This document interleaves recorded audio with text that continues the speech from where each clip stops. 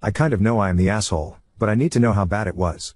My brother is 29 and has been with Leah for about 2 years.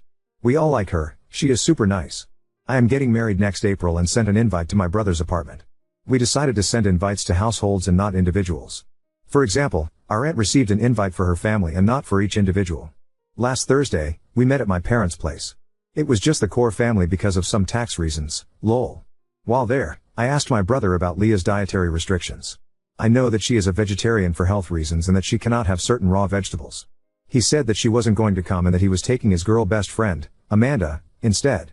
Now, their relationship is weird AF. Amanda has always been stringing my brother along, in my opinion. He always denies having feelings for her, but let's be real here. Amanda would date other guys, blow off my brother, then when things were on the decline with her partners, she would be attached to him again. Her last boyfriend broke up with her right around the time my brother, his then ex-girlfriend, Amanda, and her ex were supposed to travel to Spain. What did my idiot brother do? Go with Amanda alone because Amanda was uncomfortable with his ex-girlfriend. Obviously, he acted blindsided when his girlfriend broke up with him. I didn't even say anything anymore because it's all so weird. So, when he said that, I asked if Leah already had other plans. But my brother said that Amanda had asked if she could come because it would be an opportunity to finally see the old gang. We were in the same friend group in high school. I told him that I would have invited Amanda if I wanted her there. Amanda is mean and cold. She always makes disparaging comments about other girls. At every event, around 1 hour in, she will, make some sort of scene that either has her running away crying or sitting mad at a table telling everyone to leave her alone and then making a cryptic comment about something hurting her. I told my brother I was revoking his +1 and Amanda was not coming to our wedding. He accused me of being misogynistic and bigoted because I don't understand opposite-sex friendships. Which is BS. My husband has a female childhood friend who is his best woman. I love her too and she has been amazing. And she respects fucking boundaries. She always includes me and made a huge effort when I started dating my fiancé to integrate me into the friend group. Anyway, I said my decision was final. He could take it or leave it, but I would be inviting Leah myself because I like her. He screamed at me and told me to keep out of his business. I said to get rid of his weird fucking feelings for Amanda. He is mad at me. My dad said is none of our deal. My mom is furious with my brother. So Ida? Edit, to answer some questions the invite was addressed to the Smiths. Funnily enough, Leah had the same last name as us. Granted, we have one of the most common last names. Yes, they live together. The tax thing is nothing huge.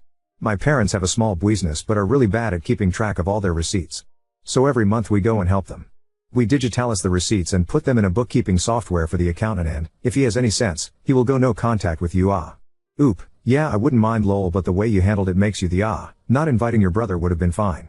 Giving him an invite, trying to dominate him and decide his relationships for him, and then uninviting his +1 because you want to decide who his partner is, that's overstepping. Oop, my dad is not mad at me, dude lol. He thinks it's unnecessary drama. He doesn't like Amanda either so he is just keeping out commenter, NTA your brother is though. He needs a huge reel. Itty check this chick Amanda sounds super problematic and toxic and sinks it is your wedding you are absolutely within your rights to decide who gets to be there and who doesn't. Hope your brother will realize how manipulative Amanda is and cut her from his life before she manages to destroy even more for him. Amanda, all of that is none of ops business. She gave him A+, and revoked it.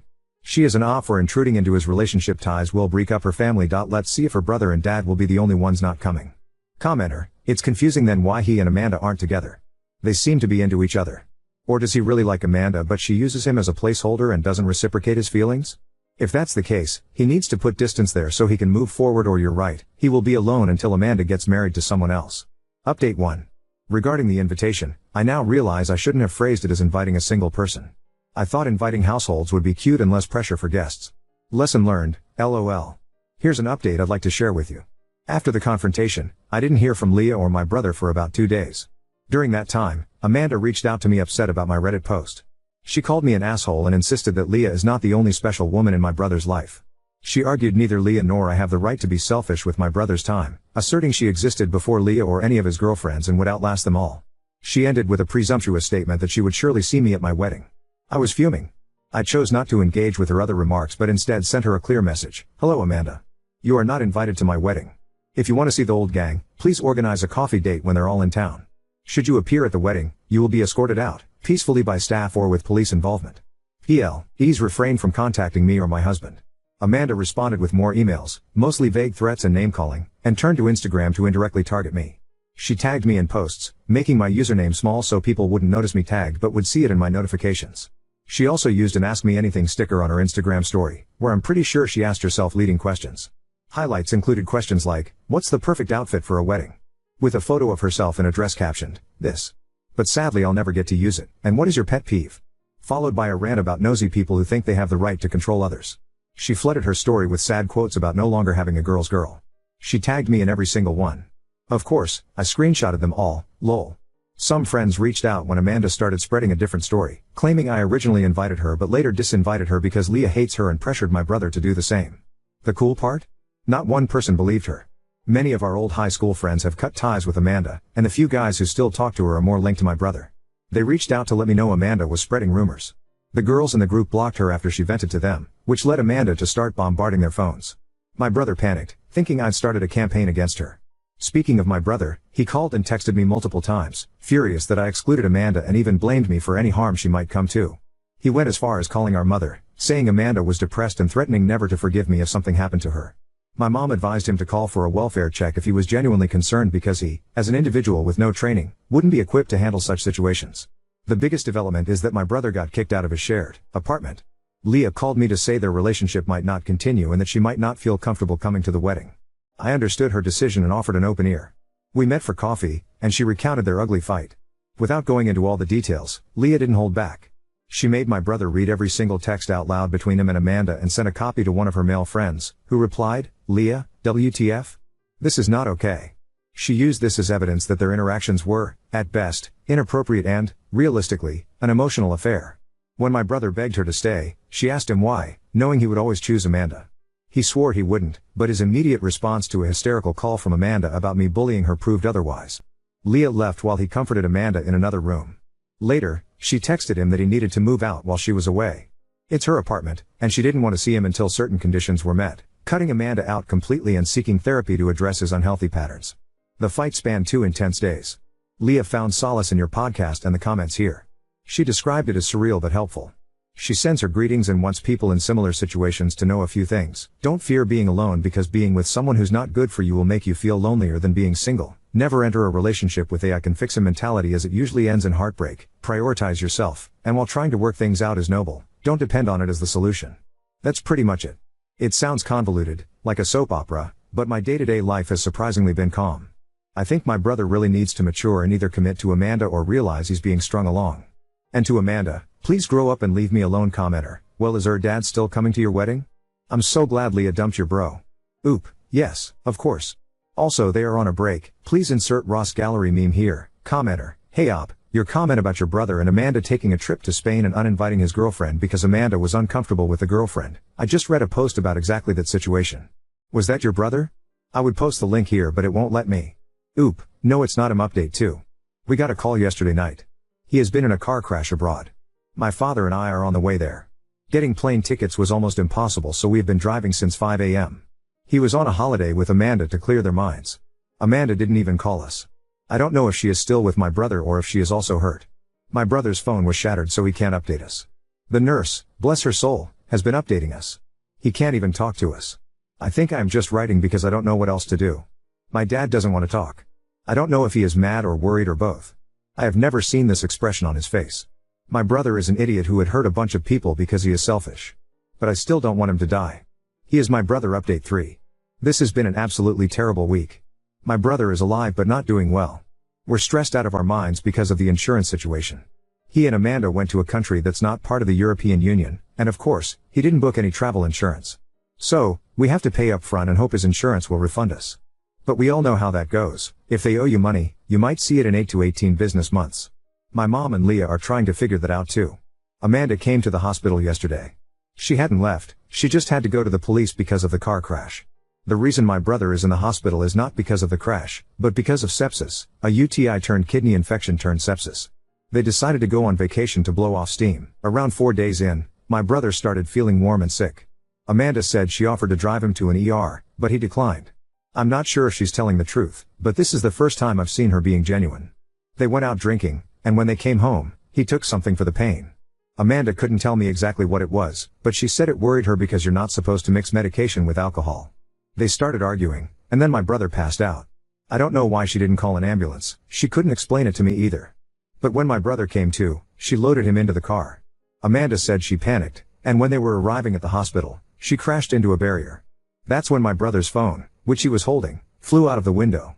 Amanda decided to run into the clinic to get someone and stay with the car until the police came. After that, they didn't let her in because she's not family. Instead of calling us immediately, she went back to their Airbnb and told me that she just needed a moment to process everything. She had to go to the police, pay for the damage, and then went to see my brother. But here's where it gets frustrating. Amanda decided that she needed to clear her head and left my brother in the hospital alone for a day. She checked into a nearby hotel to rest. She didn't tell any of us where she was until she showed up at the hospital yesterday, looking somewhat relaxed and acting as if everything was under control. When we confronted her about leaving my brother alone, she said, "I just needed some time to get myself together. It's been overwhelming." Meanwhile, my brother was lying in a hospital bed in a foreign country, with no way to contact us because his phone was shattered in the crash. We're now trying to navigate the logistics of getting him home and ensuring he gets the medical care he needs. Amanda, on the other hand, seems more concerned about how this whole situation is affecting her peace of mind. She even posted a photo from her hotel room, with a caption like taking a much-needed break. It has been a nightmare, and Amanda's behavior, while not super malicious, has added to the stress. We're doing everything we can to support my brother. My brother, on the other hand, is struggling physically and emotionally. He's worried about the mounting medical bills, his recovery, and the strain this situation has put on our family. On top of that, he's afraid that Amanda is losing interest in him, which only adds to his anxiety. That's why we're playing nice with Amanda, to avoid adding any more stress for my brother. We're focusing on getting him the best care possible and bringing him home safely. Second story. Father's mistress tries to paint her relationship with him as a fairy tale, but then my aunt confronted her about jumping on a married man. My first language is Spanish. Long story short, 2 years ago my father left my mother to go with his mistress, whom I will call Anna, common name. My mother never had any idea about the infidelity. Anna knew that my father was married. She even went to the house with him to take his things. One day he simply told my mother that he is no longer in love with her and wants to be happy with Anna. I was there when everything happened. Anna was depressed. She has many scars on her legs and arms. I don't go to my father's house. It makes me uncomfortable to be around them for obvious reasons. Anna is overly nice and it's really uncomfortable. A few days ago it was my grandfather's birthday and the whole family was together, including Anna. I have an aunt who suffers from depression and other more heavy things like schizophrenia. She has tried to hurt herself many times. At one point in the night there were only my father, my aunt, Anna, another aunt and I in the living room.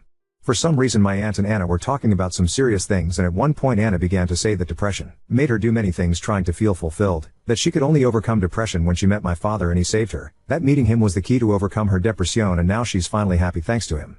I know about that because Anna often tried to bond with me by telling me how much she suffered in her life and how my father saved her. She has always justified herself that she was depressed and was in a hard place in her life before my father saved her. It always makes me feel uncomfortable and I don't feel empathy for her no matter how sweet she is. Talking about how many times you try to kill yourself in front of my 8-year-old sister, it's not something normal.